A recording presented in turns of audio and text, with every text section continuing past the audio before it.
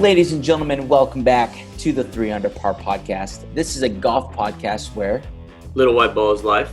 I'm your host, ScottyTee, and I'm joined by my co-host, KJ over there. T-Bone is down below today. What's going on, boys? You doing all right? Yep. Chilling. T-Bone, it's kind of sad to see not your wing foot background as you rocked the last couple weeks. So going with the Golden State Bridge today, huh? Yeah, a little corporate today. I think we're not fully back into golf season. The swing is going to pick up again. So I think a Augusta National background is looming. Let's just say that. I respect that. Because Augusta National, right around the corner. What are we, like 6 weeks away? Something like that? Yeah, second week in November, isn't it? I know it's right. It might be third week. It's the second week. Second week. Yeah. Houston Open is the first week. And the Masters is right after the Houston Open, back where it should be behind our tournament. So I want to start off saying shout out to Lance. Congrats on the engagement. T-Bone was down in Austin. He wouldn't say why, but come to find out, I would assume that is why you were down in Austin? Okay. Yep. Nice. Low listener, Lance. Congrats, man. Sick. So how was everybody's weekend? Good. Lots of golf. Preach. Yeah, not too much golf for me. I think you guys have a little bit to talk about in terms of – did you actually beat Kyle and amount of holes played this weekend? No way. Yes, I did. No way. I think I did. 36 yesterday. Played Saturday. I played at least 18. Friday, 27, and 18 on Thursday. You know, I did ask Kyle to caddy for me because I played in the Houston Am this week, and every time he just straight up avoided the question. He was like, oh, no, I'm going to the ranch. Okay, cool. And then he was like, oh, I'm too busy with work. Oh, I'm too busy with this. You played freaking 27 on Friday? Shut up, man. Get out of here. This makes no sense. I actually played You're 18. A clown. I think 18 Friday. I played 18 Friday and went straight to the ranch. Back check. Okay. And then Saturday I got back at about 11:30. Actually, it was one of those just total Scott Terrell, I'm not even going to hit, bring me some wheels in the parking lot type showing up on time. It works. Yeah. It works. Here's the thing. And for his listenership out there, you got to know, KJ always says, oh, I never play anymore. I never practice. This MFer plays golf probably 4 or 5 times a week still, which is outrageous. And then complains about he never plays. No, never practice. I play all the time. I'm getting a good use out of that Hearthstone membership. It's pretty much just show up and play till I can't walk anymore. It's good stuff. Little White Ball's life. Yeah, Little White Ball is life. Little White Ball's life, man. Well, even though KJ does play all this golf, I managed to qualify for the Houston Open, and KJ did not. So suck it. Yeah. So that was my weekend. Houston Am. Probably talk a little bit about that. And then Hudson Swafford won on the PGA Tour. That might be the only time that we mention it this week or today because I didn't even realize the PGA Tour event was going on this weekend, to be honest. College football was back. There's just a lot going on in the sports world right now. But this is a golf podcast. We're going to stick to golf. Congrats, Hudson Swafford. There was those videos going around, though. I didn't realize that Hudson Swafford was the guy when he was hitting his practice swing. The divot came and hit his ball. Yep. So today, we're recording on Monday. They were like, oh, Monday hitting you like. And then Hudson Swafford. So shout out to him. Still probably best known for that. But now he's a winner on the PGA Tour. Pretty good stuff. I have nothing really else more to add unless y'all do. It looked beautiful out there, but it's just like, I mean, that's almost not a tournament to me, I don't think. Where was it? What? Dominican Republic, I believe. No. Corrales. Golf Club. Yep. Good stuff. Nailed it. Yeah, crushing it, right? Will's Outdoors finished 8th. A few other names that you recognize, but look, this last week also on, was it Tuesday? Right after the episode released last week, you had Payne's Valley the showcase at Payne's Valley, first ever public course that Tiger Woods has designed. That was probably the highlight of the week in golf-wise, at least, because it was live golf on a Tuesday. My wife walked in and was like, why is there golf on a Tuesday? And we had just gotten our internet fixed because that's when the tropical storm was hitting. So it was definitely work from home type day. Pretty good stuff. You got Tiger, JT, Rosie, and McIlroy. Pretty electric out there. Of course, looked phenomenal. That island green. What'd y'all think of that island green? Did y'all check that out? That's sick. That is absolutely sick. I even watched that little snippet about how they were building it and everything. That's awesome. I think 19th hole par threes we should start adding those more often. I think it's a good opportunity to close off some bets and stuff like that. And when the hole finishes like that, it's awesome. We need to normalize that for sure. Yeah. If you didn't get a chance to watch that tournament, go check out the course. And of all places, it's in Missouri, right? Which you wouldn't expect. Yeah. But it is a badass looking course. Yeah, I was flipping through the channels or through the guide, and I saw, it just said Payne, something like that, and I figured it was the documentary, and I'd already seen it. And then I look on Instagram, and people are showing this. I was like, are you kidding me? I could have been watching this for the last hour. But it was awesome hearing him mic'd up, and Rory figuring out what Domino's was pretty tight. Oh, yeah. What was he saying? Domino's is pretty it's pretty popular. If you don't know your local pizza joint, Domino's is always a pretty good go-to. I've never heard of Domino's. Talk about some free marketing that Domino's just fell into their lap for. I know. Most high-profile athletes in the world, Rory McIlroy, sent talking about how much he loves Domino's because it was a hot mic. That's the only reason why. I'd be sending them free Domino's for sure.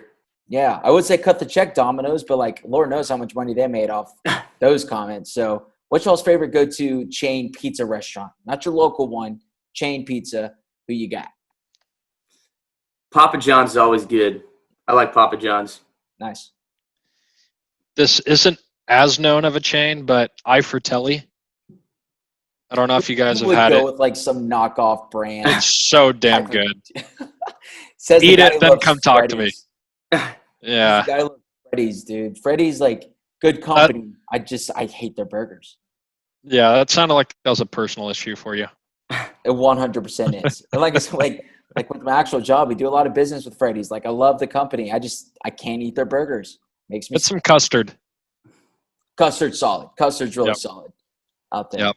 I think I would have to go Papa John's as well, KJ, for a good cheese pizza. But if I'm getting something else, I'll probably go Pizza Hut. But anyway, really off the rails here. We're off to a great start here. But I'm with you. We got to make 19th hole par 3. Well, first off, how does that island green compare to the TPC Sawgrass? I know it's different, feels and whatnot, but does it even compare? I don't think so, just because the setting and the history that surrounds 17 TPC Sawgrass. But as far as, it's pretty aesthetically pleasing. You either hit it or you're screwed. There is no in between. But it does look way easier than 17 at Sawgrass. That green looks like it's about to sink. That's why I thought it looked. It looks like one, slight current, and that entire green is underwater. That's true. It looks like a sinkhole. Yeah. Is surrounding it. It was cool. It was a super cool hole. Hey, to your point, Scaff, there's a lot of good golf in Missouri, actually. I know I wouldn't have known that. Sounds weird to say, but I spent a summer in college as a golf counselor up at Kanakuk, shout out, in Branson. And there's some phenomenal golf out there. So I think they've renamed a couple of these courses since then, but Branson Creek is what it was called. That was the number 1 rated public course in Missouri. And Top of the Rock was being built when I was there, so I didn't get to play it. But then they also have another Payne Stewart golf course up there. And that's probably one of my favorite courses I've ever played.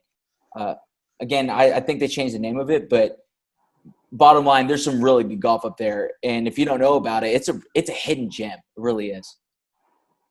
So good stuff. Yeah. All right. Let's see. Houston Am, you want me to talk about that now? Yeah. Go for it. Let's hear it.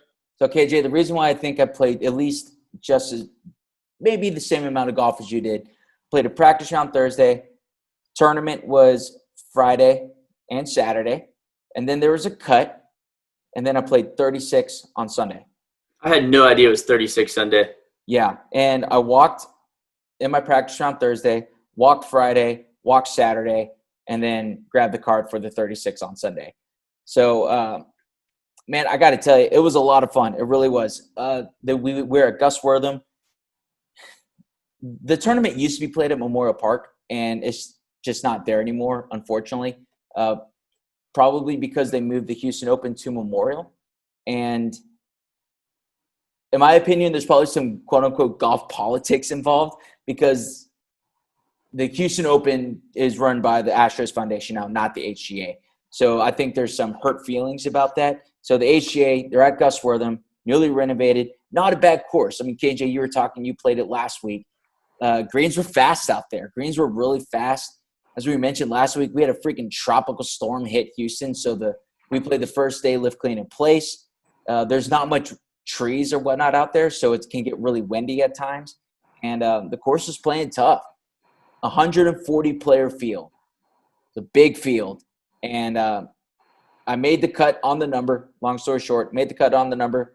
And so I went and shot 72, 74 the first 2 days. Made it – so 146 was the cut line. Like that just seemed crazy low for a cut. I agree. Granted, they cut about 75% of the field. It went from 140 to top 40 in ties. So that's a lot. That's a pretty hefty cut. And then, 36. It was just a marathon, man. Like you wake up, you go play 18. Luckily, we're in twosomes. So twosomes and carts have played pretty fast. And then it was just go. And then you got lunch, about a 30-minute break, and then you teed off again and kept playing. And then I shot 74, 69 to finish T20 for the event overall. Did they change the pins between the two rounds on the last day? They did, yes. They did. And I got to tell you, Sunday was playing tough. Sunday was playing really tough. It's been a while since I've played just a tournament in general. And the last one I played in, I missed the cut, Merido. But 72 holes is a lot, man. It's a lot of golf. Yeah. And especially in the afternoons, the wind really picked up both days that I played in the afternoons. And, again, there's not much trees out there. So, and like T-Bone, like you said, man, I think a couple weeks ago, 2, 3, and 4, there's like a road that is going just right down the right side. Like you can easily crash a windshield into some traffic. Oh, yeah. It's also not necessarily in the best part of town too. So like there's some questionable characters that you'll see on those roads. And I was telling KJ too, it's generally like a 490-yard par 5, but they were playing it as a par 4, and each time it was playing dead into the wind. So you're just like, yikes. Did they move the tee box up on the left side? no. So they had you over there on the right side still. Yep. They sure did. They played every single hole all the way back. And I actually saw a couple like things on Twitter, like people chirping at the Houston Open, because on the scorecard, it's only 6,400 yards at Gus Wortham. Granted, it's a par 70, but I'll tell you what, that is a long 6,400.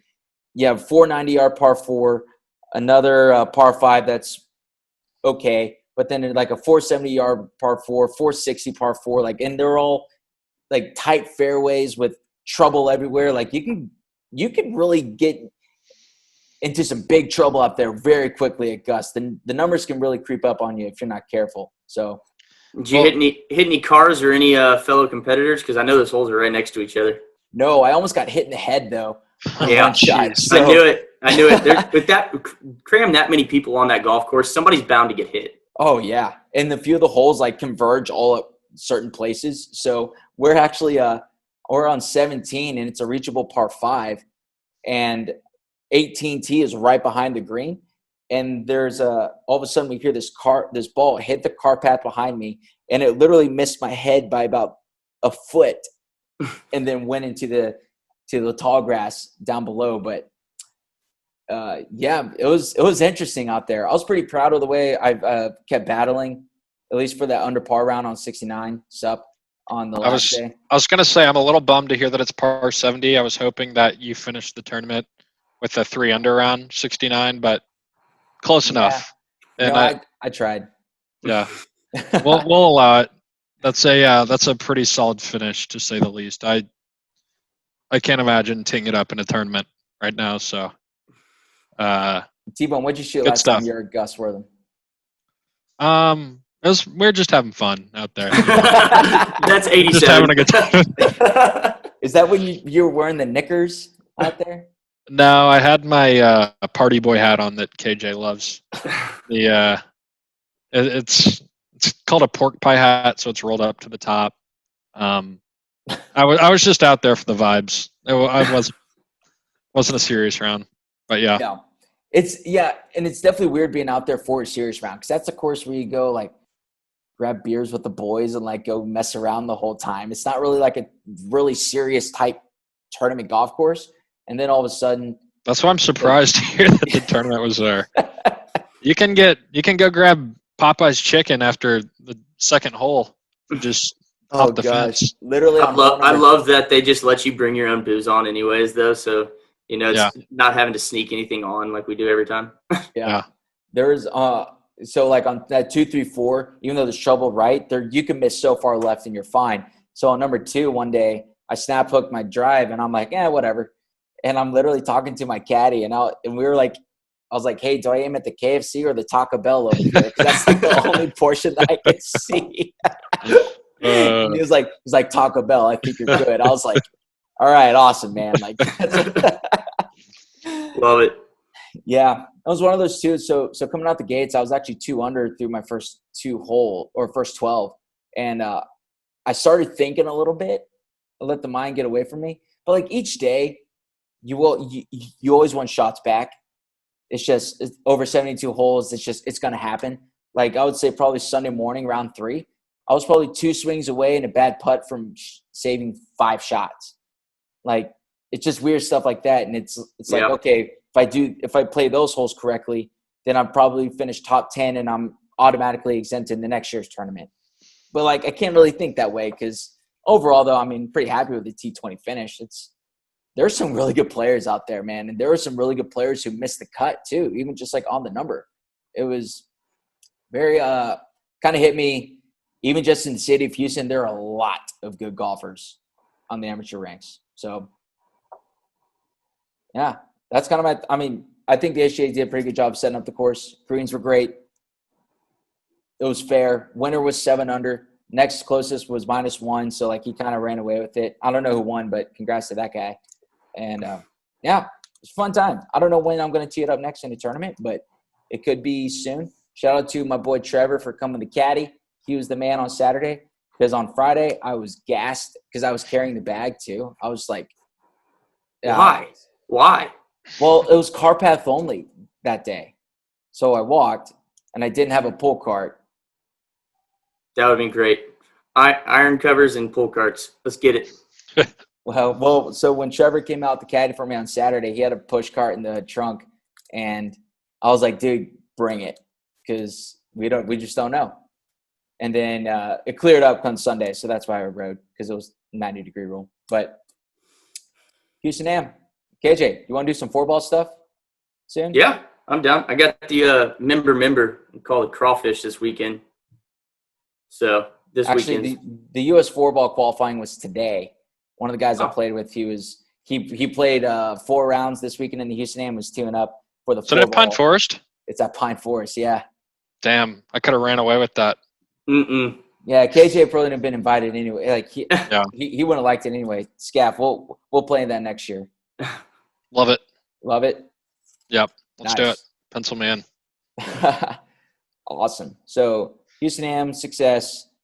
I think that's it pretty much for like really tournament golf in general, unless you're on the PGA Tour or whatever. But our friend Preston, he let us know Preston is going to be Monday. He's going to try the Monday qualifier for the Houston Open. So shout out to Preston. Good luck. I caddied for him in that last year. Oh yeah, didn't he miss it by 1?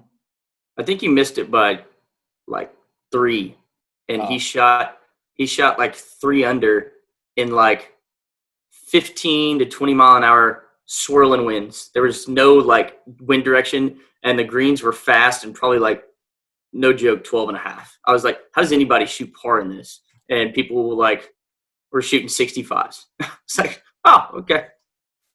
Yeah, there are a lot of good players out there, man. Like It's kind of a fun thing to do those because he's like, it doesn't matter the situation. You have to go for everything in these because, if you go out there and you shoot 1 or 2 under and you have a good round, that's like tournament play. This isn't tournament play. This is balls to the wall, gas all the way down. You have to pull off every shot. Yeah. Oh yeah, dude. Like when I was playing this week, knowing I had 72 holes, I was like middle of the green every time, like because the greens aren't that big out there. So I figured I'd have a birdie putt, and a few of them started falling. But yeah, you got to put the pedal to the metal, full send, go after everything. Ugh, that just sounds miserable. I don't like that. Oh, I don't like that kind of golf. I think I would have T-Bone's variance if I had to play that way every round. Appreciate it. So speaking of T-Bone, let's kick it over to T-Bone for some golf gossip. It might be a light week on a PGA Tour basis, but we played a lot. Scaff comes to us pre-show recording, says he's got some good golf gossip. T-Bone, let's do it. Yeah, so there's 2 segments I want to touch on. I think we've gotten away from the golf gossip and golf fashion a little bit, so I want to get back into that. So starting off with golf gossip, our boy. I feel like it's been a light year. Yeah, it has been. Last year we were just gifted with Matt Kuchar. Matt Kuchar every week delivering. We had Dean Player coming in, Michelle Wee.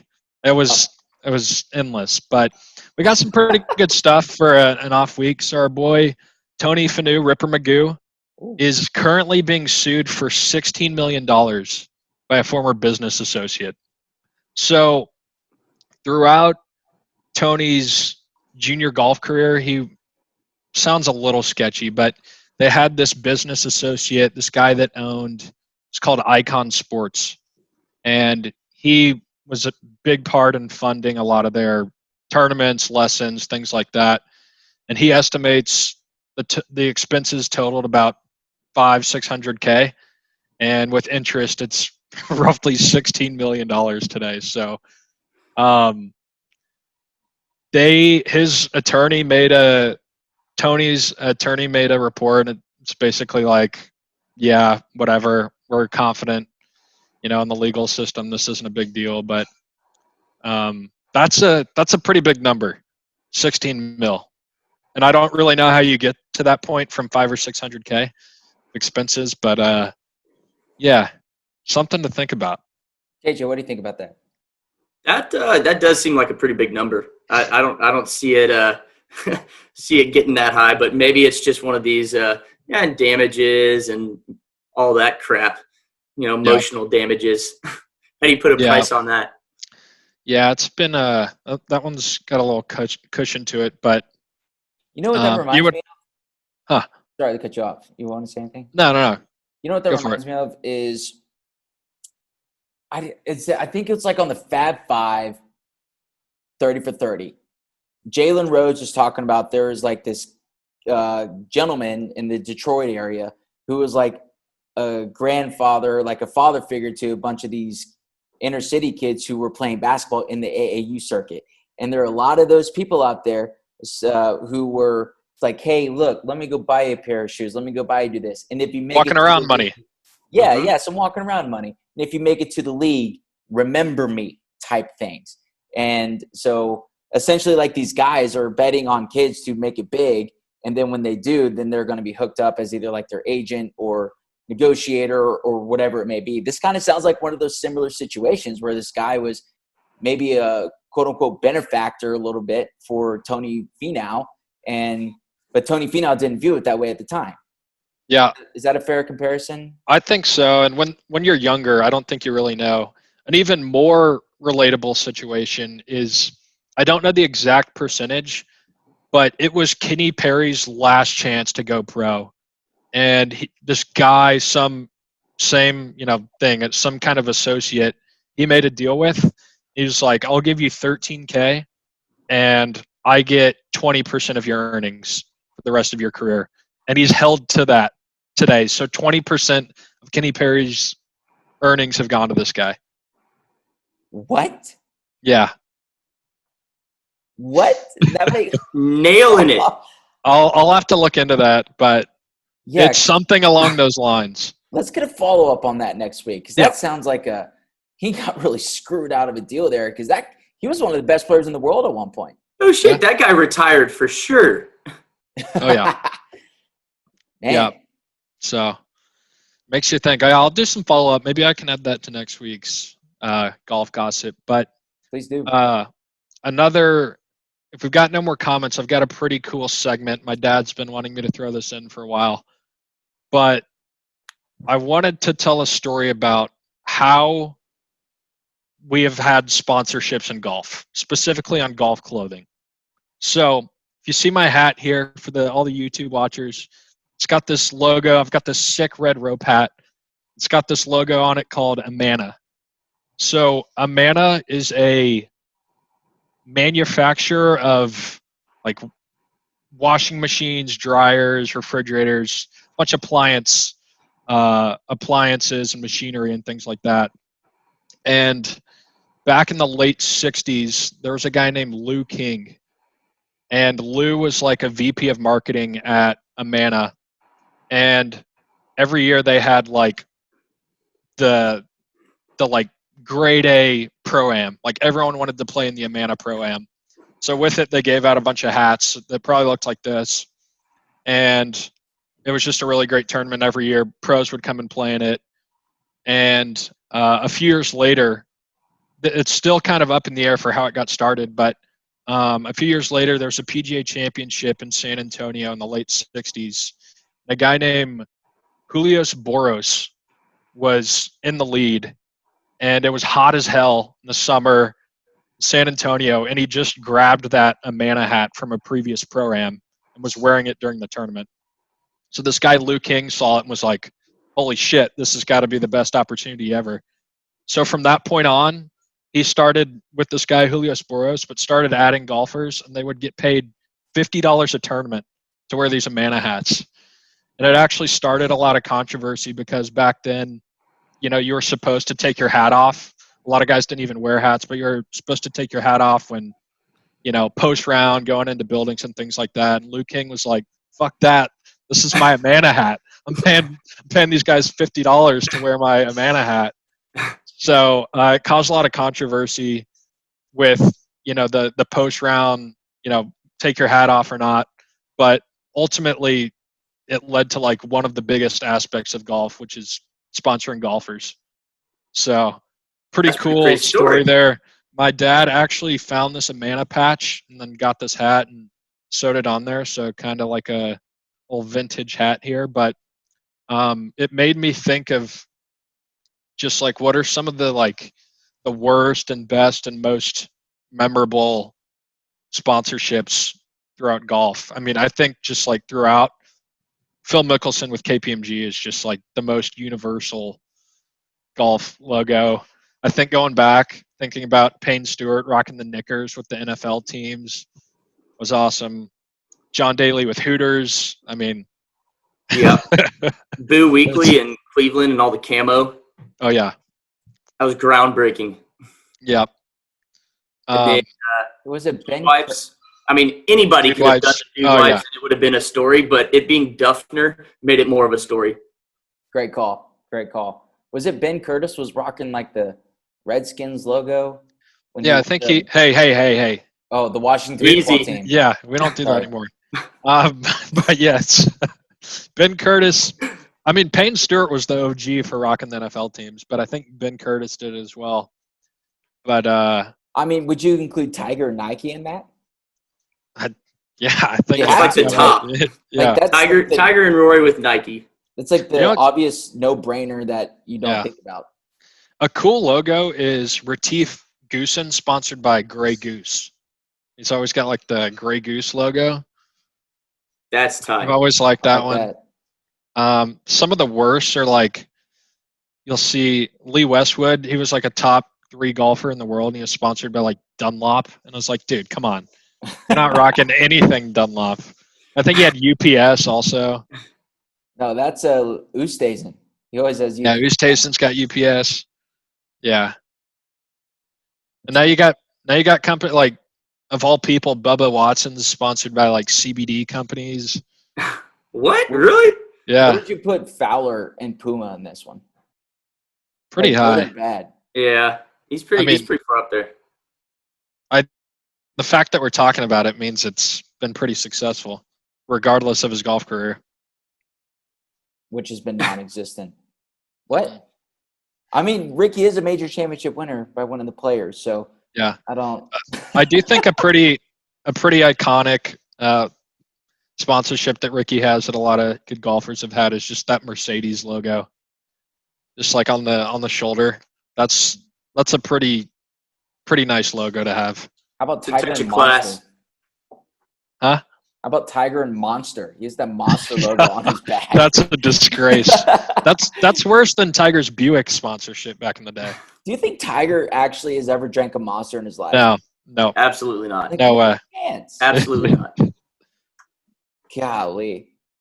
How about, I just thought of this one, Arnold Palmer with Arnold Palmer's. Yeah, it's pretty cool. Ooh. I guess it's different having something named after you. That's not necessarily like a sponsorship, but Yeah.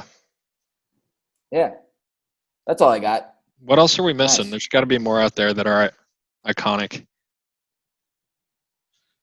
Well, if you think of anything that we missed, let us know. There you So go. There you go. Follow us on social media at 300 Par Pod, the number 3, 300 Par Pod, Twitter and Instagram. The DMs are open. And if you're still watching on YouTube, thank you for watching on YouTube. Comment below on what you think is the most synonymous brand golfer. Right? Is that the right phrasing? Whatever you want. Yeah. What brand? Worst sponsorships, best sponsorships. What'd we miss? What did we miss? Tiger, Nike, Phil, KPMG, all the other John ones. Daly, Hooters. Oh, definitely. It's got to be one of my favorite ones. Yeah. For sure. So, fellas, I think that's all we got for this episode, unless there's anything else that y'all would like to add. I think we nailed it. It's going to be a big weekend in golf. Wait, this weekend? Oh, yeah. What's They're going on giving this weekend? They're giving out free beer all 3 rounds. Oh, Oh, big weekend for you. Yeah. Oh, okay. How about the And sale? Friday night's open bar in a Calcutta. Hey.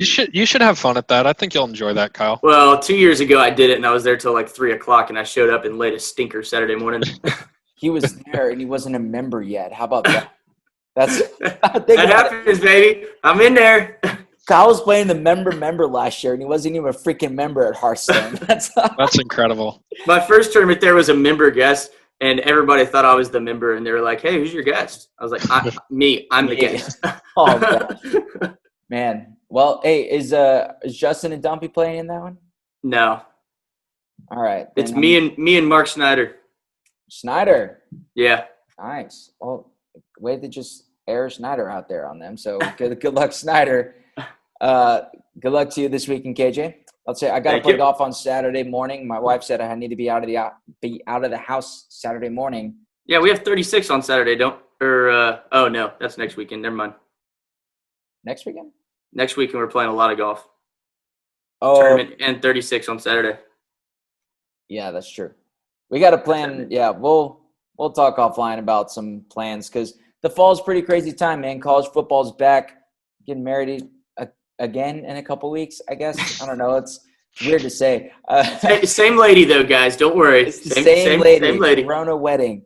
Yeah, my nieces and nephews were actually asking about that. They're like, so do most people get married twice? I go, well, not to the same person. So,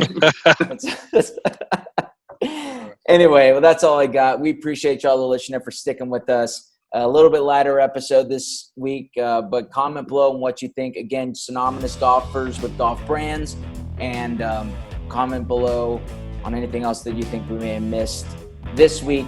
Write us a review on Apple Podcasts. Give us a 5-star rating as well. And we love to hear from you, the audience. Maybe next week, since it'll probably be a lighter week again, we'll do some outside the ropes. We'll bring that segment back. So send us your questions. If you have any golf scenarios, questions that you would like for us to answer, we will answer them next week on the episode. So that's all I got for this week. Thank you for sticking with us. I'm Scott for KJ and T-Bone. And remember, Little White Ball is live.